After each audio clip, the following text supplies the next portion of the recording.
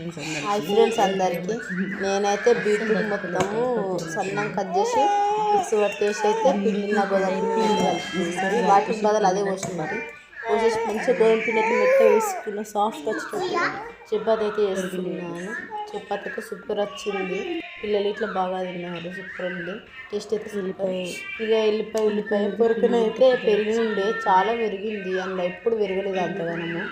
అదైతే ఇక కట్ చేద్దామా అని అయితే నేనైతే తాడు కడదాం అనుకున్నా కానీ ఉంటుందో ఉండదు మళ్ళీ ఎందుకని కట్ చేసి ఇంకా పెరుగుతుంది కదా మళ్ళీ ఎప్పుడైతే కట్ చేసేసి మంచిగా కొత్తిమీర అసలు గ్యాప్ లేదన్న కొంచెం ధనియాలు ఇట్లా వేసింది.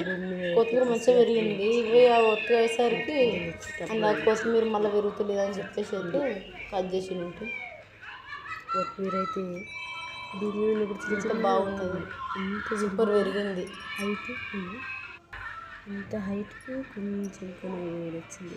కొత్తిమీర చిన్నగా వస్తుంది. ఎంత అంత కొయ్యాల చిన్న కొత్తిమీర ఉంది. గ్రీన్ కలర్ అయితే సూపర్ ఉంది. అవి పెద్ద పెరిగి ఎటంటే అటే పడిపోతుంది. ఆకులు వేస్ట్ విరిగిపోతున్నాయని సాంక్ అయితే చిన్న సాంక్ అయితే కట్ చేసిన మొత్తము దగ్గర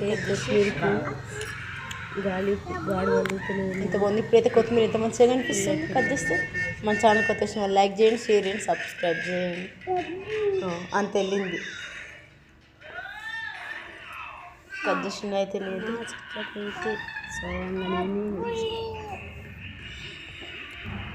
మన చెట్టు సొంతంగా పెంచిన మధ్య గులాబీ చెట్టు ఇట్లా